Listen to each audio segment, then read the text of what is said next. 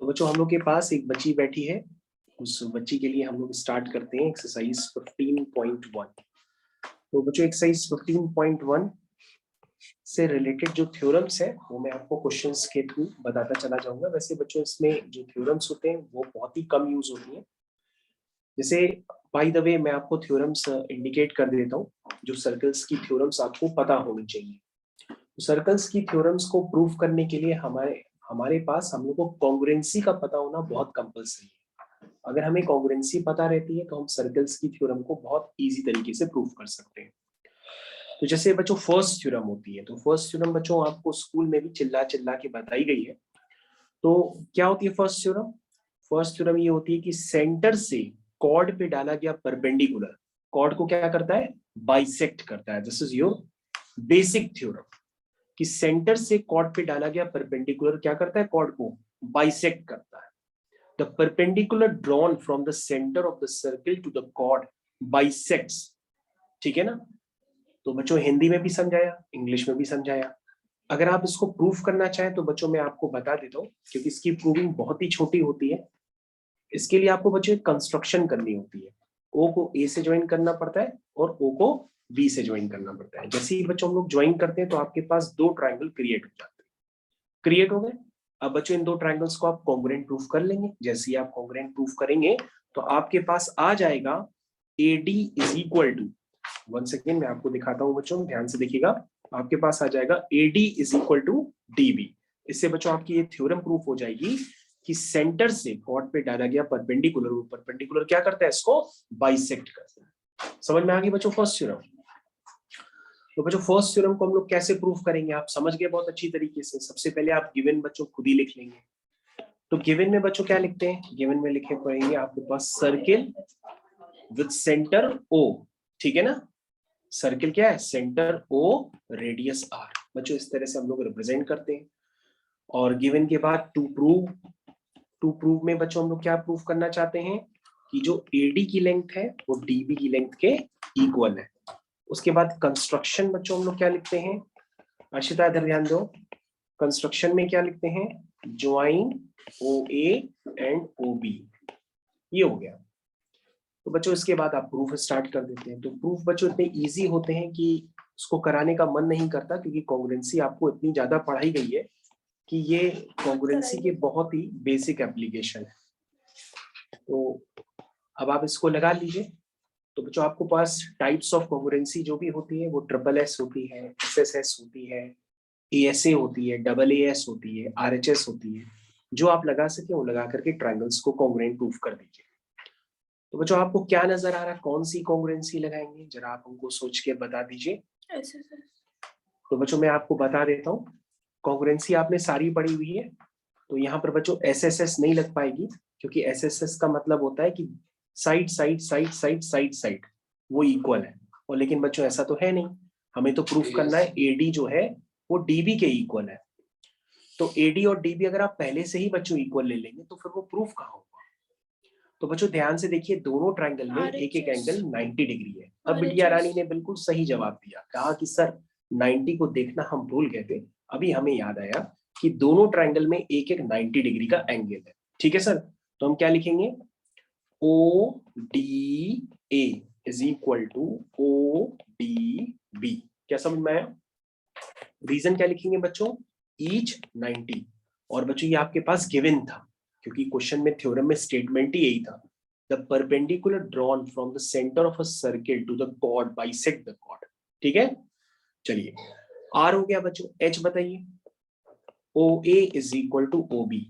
ये क्या है बच्चों? रीजन लिखेंगे रेडियाई ऑफ सेम सर्किल। ये भी बच्चों हमने लिख दिया। ठीक है, आर एच। एच के बाद होता है बच्चों एस। एस क्या है बच्चों? साइड। साइड दोनों ट्रायंगल में क्या है? OD, और दूसरे वाले ट्रायंगल में भी OD। कॉमन। दोनों में साइड क्या है? कॉमन। अब बच्चों आपके दोनों ट्रायंगल्स ध्यान से देखिए, क्या प्रूफ हो गए? कॉन्ग्रुएंट प्रूफ हो गए। और अगर बच्चों आपके ट्रायंगल कॉन्ग्रुएंट प्रूफ हुए तो वो RHS कॉन्ग्रुएंसी आपने इसमें यूज की है। अब आप CPCT से कह सकते हैं कि जो AD की लेंथ है वो DB की लेंथ के इक्वल है। क्या ये बात समझ में आ गई? और ये हो गया बच्चों हार्मन्स प्रूफ। तो बच्चों इस थ्योरम को आपको बहुत ज्यादा यूज करना होता है, तो आप इसको यूज कर लीजिएगा, ठीक है। तो थ्योरम का स्टेटमेंट बच्चों मैंने आपको बता दिया है। The perpendicular drawn from the center of a circle to the chord bisect the chord। तो बच्चों वो थ्योरम आपके पास बुक में लिखी भी है और उसका बुक में कन्वर्स भी लिखा हुआ है, तो आपका जो मन आप वो कर लीजिएगा। उसके बाद बच्चों जो नेक्स्ट थ्योरम होती है, पहली थ्योरम बच्चों मैंने आपको क्लियर कर दी, दूसरी थ्योरम भी बच्चों उसको प्रूफ करने के लिए आप कॉन्ग्रुएंसी की हेल्प लेंगे। दूसरी थ्योरम में क्या लिखा है, equal chords of a circle are equal distant from the centre of a circle, ठीक है। कह रहा है बच्चों अगर आपके पास कोई सर्किल होता है और सर्किल में आपने कोई भी दो कॉर्ड बनाई है, ये आपकी पहली कॉर्ड है, ये आपकी दूसरी कॉर्ड है, तो कह रहा है कि बच्चों इन कॉर्ड्स की जो सेंटर से डिस्टेंस होगी वो क्या होगी, इक्वल होगी, यानी जितनी डिस्टेंस ये होगी उतनी डिस्टेंस लेफ्ट हैंड साइड में होगी, उतनी राइट हैंड साइड में होगी। तो ये जो डिस्टेंसेस होती हैं बच्चों क्या होती हैं, वो आपस में इक्वल होती है। क्या बात समझ में आई, समझ में आ गई। तो बच्चों इसी को हम लोग क्या कहते हैं, equal chords of a circle are equidistant from the centre. इसको भी बच्चों प्रूफ करने के लिए आप मैं होमवर्क में डाल देता हूं, इसको आप घर पे प्रूफ कर लीजिएगा। ये भी बच्चों कॉन्ग्रुएंसी को यूज करके आप प्रूफ करेंगे, ठीक है। तो मैं थ्योरम का स्टेटमेंट लिख देता हूं, equal chords of a circle, equal chords of a circle are equidistant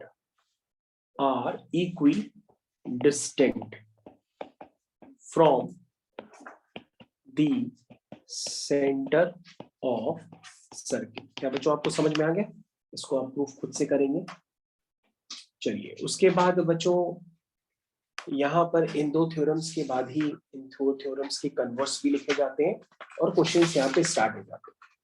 और क्वेश्चंस बच्चों बहुत ही बेसिक होते हैं, जो क्वेश्चंस पे आप हाथ रखेंगे वो सारे क्वेश्चंस तुरंत हो जाते हैं।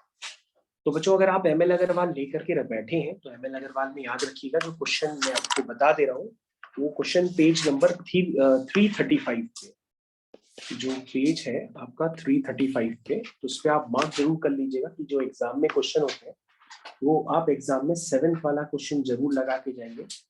और बल्कि याद रखिए 7th क्वेश्चन हो गया, 10th क्वेश्चन हो गया और फर्स्ट सेकंड क्वेश्चन हो गया, इतना अगर आप लगा लेंगे तो आपका काम हो जाएगा, ठीक है बच्चों। इतने ही बेसिक क्वेश्चंस आपसे एग्जाम में पूछे जाते हैं, ठीक है। ये आपका पार्ट जो है मैंने कंप्लीट कर दिया, जो थ्योरम्स आनी थी वो भी मैंने आपको बता दी। तो इन दो थ्योरम्स में से एग्जाम में आपसे कोई भी एक थ्योरम प्रूफ करने के लिए पूछी जाती है।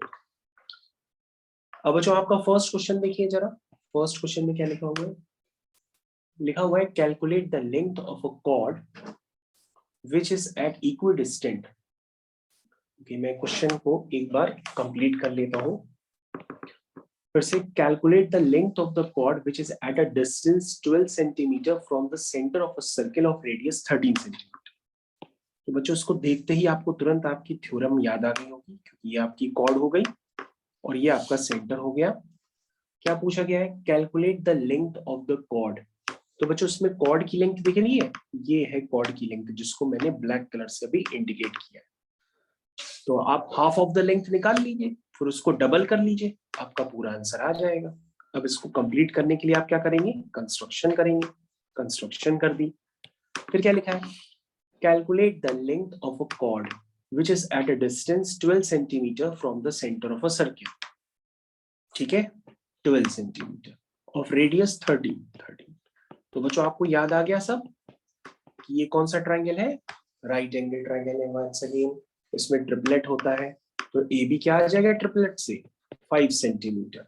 तो आपके पास AC की लेंथ निकल के आ जाएगी। AC कितना होगा, 2 × 5 दैट इज 10 सेंटीमीटर। तो बच्चों ये तो क्वेश्चन एक झटके का है। तो स्कूल में ये सारे क्वेश्चंस इतनी जल्दी जल्दी इसलिए बताए गए थे कि क्योंकि इनमें कोई वर्किंग नहीं है, बहुत छोटे छोटे क्वेश्चन हैं। चलिए उसके बाद बच्चों सेकंड, थर्ड, फोर्थ सब एक ही जैसे क्वेश्चन है, तो जितना चाहे आप क्वेश्चन इसमें अटेम्प्ट कर लेते हैं। तो होमवर्क में बच्चों आपके पास 1 से लेकर के 10 तक सारे क्वेश्चन बहुत इजीली हो जाएंगे, क्वेश्चन 1 to क्वेश्चन 10। तो ये आपको अटेम्प्ट भी करने होंगे, पेज मैंने आपको बता दिया है। इसके अलावा बच्चों जो कुछ और क्वेश्चंस हैं वो भी मैं आपके साथ थोड़ा डिस्कस कर लेता हूँ। जैसे क्वेश्चन नंबर 6 को एक बार मैं आपके साथ डिस्कस कर लेता हूँ। क्वेश्चन नंबर 6 में क्या गिवन है, इसमें लिखा है in a circle of radius 5 centimetre AB and CD are two parallel chords of length 8 centimeter and 6 centimeter respectively. Calculate the distance between the chords if they are on the same side of a center and opposite sides of a center. तो बच्चों question में ये बात आपको खास खास indicate की गई है कि क्वेश्चन के दो पार्ट है और दोनों पार्ट में एक बार जो आपकी कॉर्ड्स हैं वो अनइक्वल लेंथ की है। जो आपकी कॉर्ड्स है बच्चों क्या है, अनइक्वल लेंथ की है, एक छोटी है और एक बड़ी है। एक बार दोनों सेंटर के सेम साइड में है, एक बार दोनों सेंटर के अपोजिट साइड में है।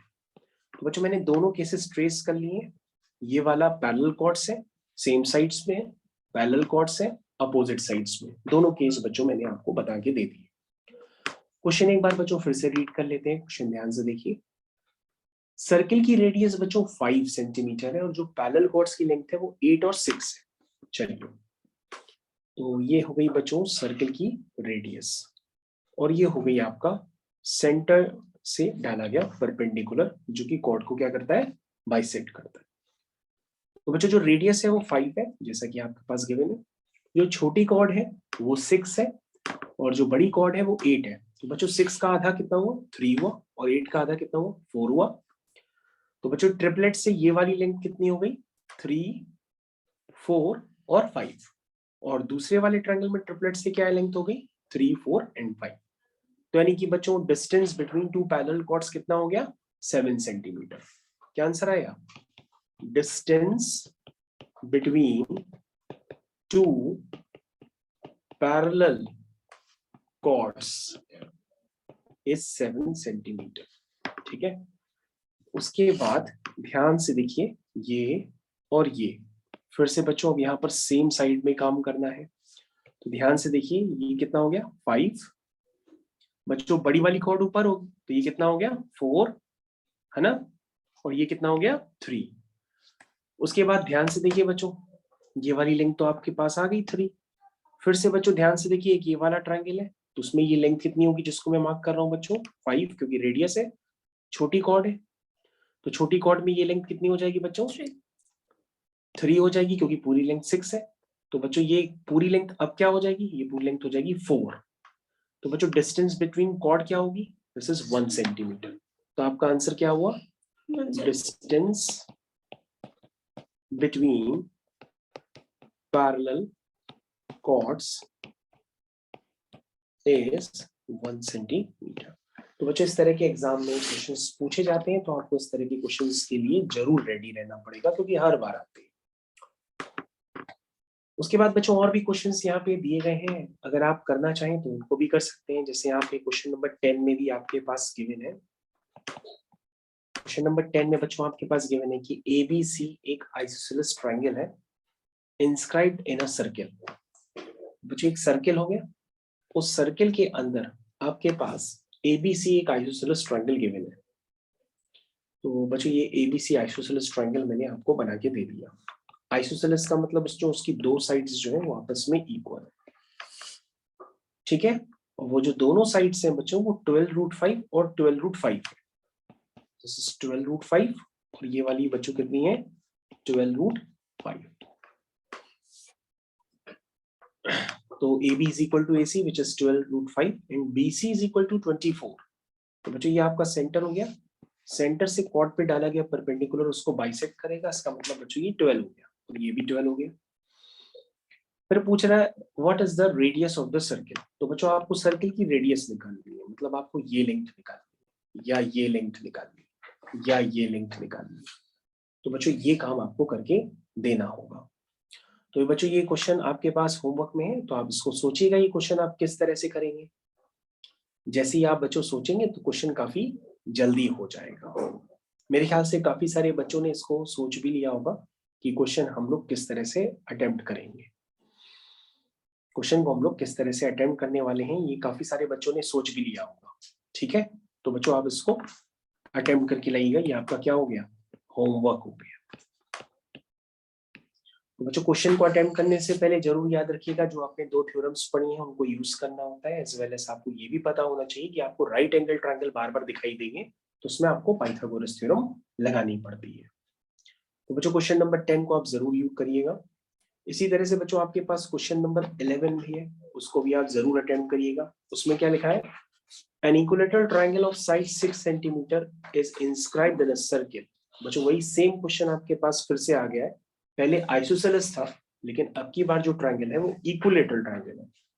तो इक्विलेटरल ट्रायंगल जो है इसके अंदर मैंने इंस्क्राइब कर दिया है। तो ध्यान से देखिए बच्चों, इक्विलेटरल ट्रायंगल एंगल क्या होता है, 60 होता है, तो ये एंगल कितना हो जाएगा, 30 हो जाएगा, ठीक है। और आपको क्या निकालना है, साइड इसकी बच्चों 6 है तो ये कितनी हो गई, 3 हो गई। तो बच्चों ट्रिग्नोमेट्री आप जानते हैं, ट्रिग्नोमेट्री को यूज करके आप जो है ये वाली साइड निकाल सकते हैं, ठीक है। क्योंकि cos थीटा sin थीटा पड़ा है, तो बच्चों cos 30 पड़े यूज करेंगे तो वो बेस अपॉन हाइपोटेनियस हो जाएगा। जैसे ही बेस अपॉन हाइपोटेनियस हो जाएगा तो आपके पास hypotenuse which is the radius of the circle वो भी निकल करके आ जाएगा। आता है cos theta base upon hypotenuse. sin theta क्या होता है, परपेंडिकुलर अपॉन हाँ हाइपोटेन्यूज। हाँ। तो बच्चों आपने सोचने में जवाब लिया लेकिन आपने सही बताया कि sin थीटा होता है परपेंडिकुलर अपॉन हाइपोटेन्यूज। तो बच्चों ये तो बहुत इजी क्वेश्चन हो गया, इसमें बेसिक ट्रिग्नोमेट्री को यूज करके आप उसका हाइपोटेन्यूज जैसे ही निकालेंगे तो रेडियस ऑफ द सर्किल हो जाएगी। तो बच्चों आपके पास काफी सारे क्वेश्चन हो चुके हैं घर पे करने के लिए, तो उसको आप जरूर अटेम्प्ट करिएगा। धन्यवाद।